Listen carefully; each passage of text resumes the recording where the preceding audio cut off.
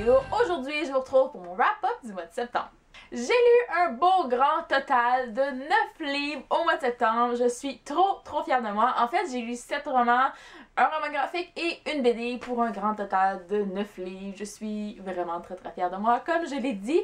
Donc, je vais essayer de pas trop m'attarder sur tous les livres cette fois-ci. Vraiment, là, si vous voulez avoir des avis complets, allez lire mes avis qui sont quand même assez à jour. Peut-être mis à part pour mes dernières lectures du mois de septembre que j'ai fait genre le 30 septembre ou à peu près là. Donc voilà. Mais c'est ça. Allez voir vraiment mes avis si vous voulez avoir des avis plus complets parce que moi, je vais dire les petits points rapides sur chacun des livres parce que sinon ça va faire une vidéo beaucoup trop longue et je me connais, je parle déjà beaucoup, donc c'est parti. Les 3 premiers romans dont je vous parle, en fait, je vous les présente encore plus brièvement que les autres parce que je les ai déjà tous présentés en détail, en fait, dans ma vidéo Update lecture du mois de septembre qui est en ligne depuis un petit moment déjà. Donc, je vous en parle rapidement. Donc, le premier livre que j'ai lu au mois de septembre, il s'agit de Annabelle et Max, adultes consentants de l'auteur Sonia Allin, auquel j'ai donné une note de 4,75 sur 5. C'était une excellente lecture que j'ai adorée. Il s'agit d'un thriller érotique, en fait. Donc, allez lire ça, c'est vraiment un livre que je vous recommande grandement. J'ai ensuite lu le roman Rookie Move de Serena Bowen, qui est le tout premier tome de sa nouvelle série qui est Brooklyn Bruisers, donc qui porte sur le sport qui est le hockey. En fait, ce sont des romances pour adultes sous le thème du hockey, des romances sportives. Ah, voilà, c'est un genre de roman que j'apprécie tout particulièrement. J'ai donné une note de 3,75 sur 5 à ce livre-là. C'était une bonne lecture, mais sans plus, ça restera pas mémorable, donc je m'en souviendrai pas. Bon, c'est ça, mais je vais quand même lire la suite, à mon avis. J'ai ensuite enchaîné avec le roman Ace de Ella Frank et Brooke Blaine, qui est le premier tome d'une série érotique MN. Donc, il y a une romance homosexuelle entre 2 hommes dans ce roman-ci. Je lui ai donné une note de 4,25 sur 5. J'ai beaucoup apprécié ma lecture. Je compte lire le 2e tome qui est déjà paru quand même très bientôt. En tout cas, je l'espère, mais je sais pas trop si je vais le lire parce que le tome 3 est pas sorti puis il se finit sur un cliffhanger, cela. Donc, à voir quand je lirai le tome 2. Je passe maintenant au livre que je ne vous ai toujours pas présenté pour le mois de septembre, dont je vous ai pas parlé dans mon update lecture et j'aurais presque pu vous en faire un autre tellement j'ai lu ce mois-ci, mais quand même, je vais me restreindre dans ce que je vais vous dire aujourd'hui.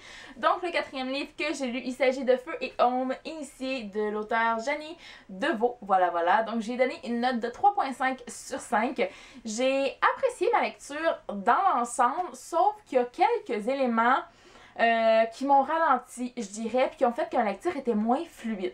En termes d'univers, de personnages, j'ai trouvé ça très original. On est dans un monde un peu de magie avec différentes personnes qui ont différents pouvoirs et tout. Donc, pour la construction de l'univers et tout, le monde, donc ça, j'ai beaucoup apprécié. J'ai trouvé que l'auteur avait une très bonne plume aussi. C'est son tout premier roman. Donc déjà, de pouvoir écrire un livre au complet, ben moi, je saurais pas le faire. Hein, donc déjà, bravo pour ça. Il y a juste le fait qu'en fait, c'est le gros point négatif qui m'a freiné dans ma lecture, en fait. C'est que je trouve qu'il manque de transition dans le roman. En fait, entre certaines scènes, en certains passages, quand on change de point de vue de personnage aussi parce que ce livre-là est écrit à la 3e personne et on a le point de vue de différents personnages. Donc on suit différents personnages à travers ce roman-là et on n'a aucune démarcation, on n'a rien pour nous indiquer qu'on change de point de vue. Fait que des fois, je lisais d'un certain point de vue d'un personnage puis tout à coup, paragraphe d'après, sans qu'il y ait aucun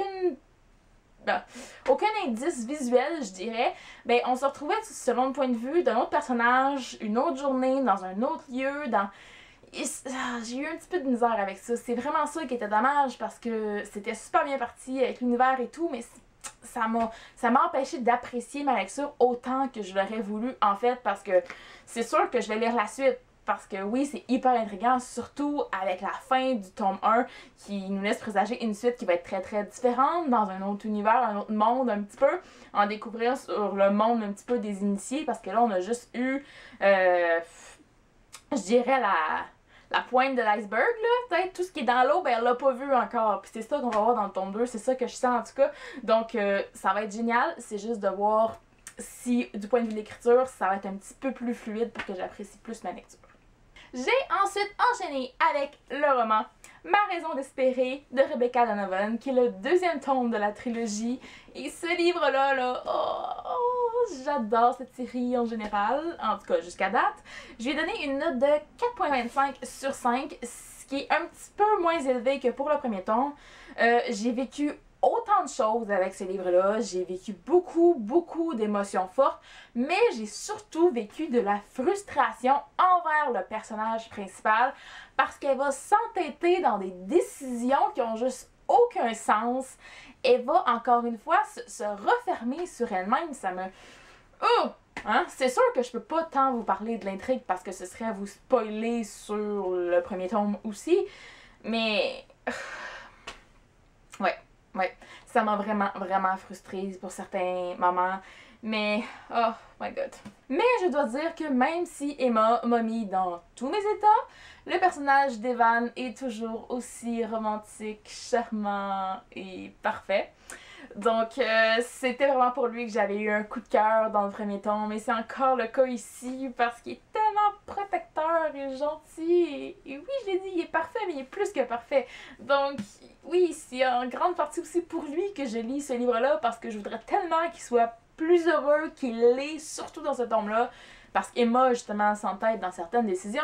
Donc oui, je veux une fin heureuse pour les deux, pas juste pour notre personnage principal qui est Emma, duquel on a juste son point de vue à elle. Ouais, mais à savoir, par contre, qu'il y a le point de vue d'Evan dans l'épilogue de ce livre-là. Donc je sens très fortement qu'on va aussi avoir son point de vue dans le tome 3, en tout cas j'espère. Donc vivement le tome 3. Oui, j'ai vraiment hâte de finir la série que je compte très fortement et probablement finir au mois d'octobre. Ensuite, ma prochaine lecture du mois de septembre, je sais même plus, je suis rendue à combien que je vous ai présenté tellement il y en a. Donc, il s'agit du livre The Air It Breathes de Brittany C. Cherry. Donc, ce livre-là, c'était une petite merveille. C'était un vrai petit bijou. Je lui ai donné une note de 4,5 sur 5. Et la seule raison pour laquelle il n'y a pas une note plus élevée, c'est la fin qui est peut-être légèrement exagérée, puis pas tirée par les cheveux, mais... C'était pas nécessaire pour ajouter de l'émotion et des sensations fortes dans le roman, je trouve. Mais bon, hein, mais en règle générale, là, mis à part la fin, là, que j'ai pas détesté, là, loin de là, quand même, ça m'a juste un petit peu refroidi, parce que c'est une fin un peu classique de roman, new adulte, romance, etc. Mais vraiment, là, ce livre-là, waouh! Il m'a tellement fait ressentir de choses, là. C'est quand même une bonne brique aussi, là. Mais ça s'est lu tellement rapidement, puis... Oh, je me suis tellement attachée au personnage, puis avoue que le personnage masculin, hein, il est vraiment décrit comme ça dans le roman, puis on en voudrait un pareil, genre tout de suite, là. Moi, j'en prendrais un de même tout de suite. Parce que, waouh, il fait tout, en fait, pour être à part des autres, pour qu'on s'intéresse pas à lui, mais ça va être tout le contraire, en fait, et c'est un petit peu pour ça qu'il va y avoir cette romance-là entre les deux personnages. Donc c'était vraiment génial. Mais le personnage le plus important de ce livre-là, en fait, ben c'est la petite fille de notre personnage principal féminin, qui est juste adorable, une petite fille de 5 ans, dont j'ai oublié le nom. Ouais, il est plus dans le résumé, donc je m'en souviens plus. Mais, mis à part ça, j'ai adoré. Moi, les noms des personnages, je suis désolée, mais j'oublie tout le temps ça à chaque fois. Mais, oh my god. C'était le personnage de l'histoire. C'est ça qui fait que toute l'histoire se tient, en fait. Et j'ai adoré du début jusqu'à la fin, même si la fin est... Bon, hein, j'en reviendrai pas là-dessus, mais vraiment là... J'avais deviné, je dirais, le twist qui fait que, bon, hein, ça allait bien, ça va plus bien, là. Ben, ça, c'est quand même assez classique dans les romances. Donc, j'avais deviné cet élément-là qui était assez logique et prévisible, mais c'est pas grave parce que juste voir la réaction des personnages, ça a été génial. Donc, franchement, là, je vous le conseille à 100%, à 200%. Lisez-le, ce livre-là, si vous aimez les romances, si vous aimez avoir des émotions aussi, si vous aimez les romances un peu plus sombres où les personnages sont assez torturés, qui doivent se reconstruire. Donc, vraiment, là, ce roman-là, il est pas fou si vous aimez ça. Et finalement, dernier roman que j'ai lu en fait au mois de septembre, il s'agit du roman The Gold de Elle Kennedy, qui était le 4e et malheureusement dernier tome de la série Off Campus. C'est fini? Genre, j'arrive pas à y croire encore. Oh my god. Je veux pas que ça se finisse, je veux vraiment pas que ça se finisse. Mais c'est pas fini, parce qu'il va y avoir un spin-off. Bon, évidemment, chose sérieuse, j'ai donné une note de 4,75 sur 5 à ce roman-là, donc évidemment, bon, c'est ça. J'ai pas donné une note parfaite au roman et je cherche encore un petit peu le point qui m'a déplu, mais il y avait un petit... Non, c'est pas que ça m'a déplu, mais il y a un petit quelque chose, une petite lenteur peut-être à certains moments qui ont fait que mon rythme n'était peut-être pas aussi endiablé que d'habitude. C'est peut-être juste le fait que c'était le dernier puis je voulais pas que ça se finisse. Fait que je l'ai étiré sur plusieurs jours. Puis ça, d'habitude, c'est vraiment pas le cas avec ces romans-là. Surtout cette série-là parce que c'est ma préférée et qu'elle est finie maintenant. Donc vous comprenez pourquoi je l'ai autant étirée. Mais oui, là, franchement, là, le personnage de Tucker là-dedans, là, c'est l'homme idéal, genre. C'est comme... Je disais que Evan, tantôt, c'était l'homme parfait. Ben, Tucker, c'est l'homme idéal. Parce qu'il est juste merveilleux. Puis je peux pas vous dire pourquoi, parce que ça vous spoilerait totalement toute l'histoire puis la fin du tome 3. Bon, c'est sûr que si vous allez lire le résumé, vous allez le savoir. Mais je peux pas tant vous en parler, mais à savoir que c'est le 4e colocataire, en fait. Donc, c'est le 4e et dernier. Et c'est le plus mystérieux et discret depuis le début. Et on comprend un petit peu pourquoi. Et ce que j'ai aimé en fait dans ce livre-là, c'est qu'on ne reprend pas juste à la fin du 3e tome, en fait, où on s'arrête comme vraiment comme très très abruptement, je dirais. On reprend vraiment avant, on va voir tous les éléments qui se sont déroulés pour arriver à ce point-là, à ce cliffhanger-là de la fin du 3e tome. Donc on va voir le début de la relation entre les deux personnages principaux. Et ça, je l'ai vraiment apprécié, évidemment. Hein. Si on n'avait pas eu ça, j'aurais peut-être une crise, là. Mais vraiment, on a ça, on a même certains détails, certains éléments plus loin dans le roman aussi qu'on n'a pas habituellement dans les romances de ce genre, dans les romances new adultes. Donc j'ai vraiment vraiment apprécié et c'est ce qui m'a fait craquer, mais vraiment, pour le personnage de Tucker, parce que il est tellement attentionné puis à l'écoute, il veut tout faire bien, il se force même pas pour ça, il est juste comme ça puis c'est juste génial puis... Oui, c'est sûr que c'est du Elle Kennedy et il manque pas de scènes un peu plus hautes aussi dans ce roman-là, même si c'est beaucoup plus attendrissant, peut-être un peu plus sérieux, dramatique et moins humoristique que les autres tomes. Il y a des touches comme ça aussi. J'ai beaucoup ri quand même à certains moments, mais quand même, hein, ouais, c'est un petit peu plus dramatique, je dirais. Pas dramatique, mais plus sérieux, tu sais. Sujet un peu plus difficile à aborder peut-être à certains moments ou peu importe. Donc voilà, tome magnifique et comme j'ai dit, en plus il va y avoir un spin-off à la série. On sait déjà qui est le personnage masculin, je crois qu'on sait déjà qui est le personnage féminin, mais je suis pas sûre, puis c'est pas exactement clair dans ce tome-ci. Donc à voir, mais ça se voit que l'auteur a mis l'emphase sur d'autres personnages secondaires autres que nos 4 colocataires en fait qui vivent dans la même maison. On a mis l'accent sur d'autres personnages parce je le voyais venir là, même si c'était pas écrit dans les remerciements de l'auteur à la fin du livre que oui, il va vraiment avoir un spin-off, mais ça se voyait parce que c'était sûr et certain, tu sais, on met l'emphase tellement sur un personnage dans le roman, puis j'ai vraiment hâte d'en apprendre plus sur lui là, donc oui, vraiment là, j'ai trop hâte de savoir la suite et je suis tellement contente de savoir que je vais retourner dans cet univers-là avec d'autres personnages, puis ça va juste être génial. Donc voilà, c'était le dernier roman que j'ai lu au mois de septembre. Maintenant, on passe aux autres catégories un petit peu. Donc j'ai lu également la BD Nin, la ligne noire, voilà, qui est... je vais vous dire le nom complet des auteurs parce qu'ils ne sont pas écrits sur la page couverture. Donc de Joanne Pillet et Jean-Michel Darlot. Donc voilà.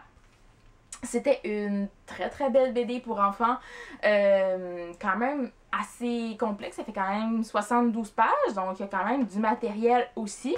J'ai donné une note de 4 sur 5 à cette BD-là. Je suis pas la personne la mieux placée pour juger puis noter des BD en général, mais j'aime lire ça parce que ça me sort un petit peu de ma zone de confort, puis ça fait du bien d'avoir une histoire un peu plus légère à lire, puis vraiment là, les dessins là, de ça sont géniales, puis il faut que je vous trouve la planche que j'adore le plus en fait. J'espère que vous la verrez bien, mais c'est celle-là, là, évidemment, c'est la planche que je trouve magnifique dans toute la BD. Il y a tellement de détails avec tous les papillons, c'est génial. Donc j'ai beaucoup aimé, j'ai plus apprécié la deuxième partie, je vous dirais, surtout parce qu'on en apprend plus sur l'univers puis on sait un peu plus où est-ce que les auteurs ont décidé de s'en aller. Et fait étrange aussi, c'est que ça se termine avec un cliffhanger, donc oui, je veux le deuxième tome, je veux savoir la suite. J'ai vraiment hâte de savoir ce qui va arriver à notre personnage principal.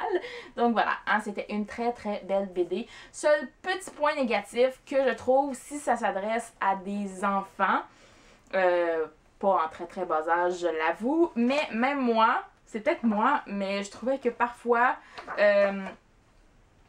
voyons, la police d'écriture et surtout la grosseur de cette police-là, la taille de la police était très petite parfois. Donc j'avais un petit peu de difficulté à lire certains passages qui n'étaient pas toujours hyper clairs. Donc c'est le seul petit point négatif que j'avais à dire. Et finalement, dernier livre que j'ai lu, c'est un graphic novel. Donc j'ai lu le graphic novel de Outlander, donc de Diana Gabaldon, qui est The Exile. Donc c'est pas tout à fait le premier tome de la série Outlander. On a quelques petites parties qui se déroulent avant. Puis ça se termine pas comme se termine aussi le premier tome. Ça se termine avant. On n'a pas tout le premier tome à l'intérieur. J'ai beaucoup apprécié ma lecture. J'ai donné une note de 3.5 sur 5. Je vous dirais que ce livre-là, c'est vraiment un complément au livre et à la série originale parce que si on n'a pas lu le livre, ben on comprendra absolument rien avec cette BD-là. Je vous dis, là, les scènes importantes sont là, les éléments importants aussi en règle générale, mais il n'y a vraiment pas assez de détails pour se retrouver et comprendre. Surtout, là, toute la complexité d'Outlander, c'est assez difficile à faire en roman graphique, là. Je sais pas du tout s'il va y avoir la suite ou peu importe, ça fait déjà quelques années que c'est sorti, mais je pense pas qu'il va y avoir de suite non plus, mais tout de même, c'était bien, les dessins étaient beaux en règle générale aussi. Oh, on va aller dans les romantismes. Voilà, c'était quand même bien comme dessin en règle générale. Mais le truc qui m'a vraiment dérangé là, puis que même à la fin, je savais pas qui était qui, parce que les personnages masculins là-dedans, là, ils se ressemblent tous. Genre tous. Ils ont tous un tartan avec les cheveux longs là, bruns. Sérieux, là. Jamie, là, des fois, là, il est censé avoir les cheveux roux, mais ça paraît même pas, des fois. Il faut vraiment que je vous trouve, comme, des images de... Vraiment, là. Faut vraiment que je vous trouve des images parce que ça se ressemble toutes. Ok. Ah, bon, c'est déjà une bonne chose. Ok, je sais pas si vous voyez cette image-là ici, là. Mais ici, là, on a beaucoup de personnages importants de la série qui sont dans cette scène. Et je le sais surtout parce que j'ai lu le livre et regardé la série télé. Parce que sinon, là... Ouais, c'est ça. Savez-vous différencier les personnages? Moi, il y a Jamie là. Ben, je pense que c'est Jamie parce qu'il a les cheveux un petit peu plus roux, là. Mais sinon, ils sont tous pareils. Fait c'est vraiment ça qui a fait que j'ai baissé ma note. Parce que, oh my god, là, je me retrouvais pas pantoute, là. Des fois, il y avait des dialogues entre certains personnages. Puis je me disais, mais c'est qui, ça?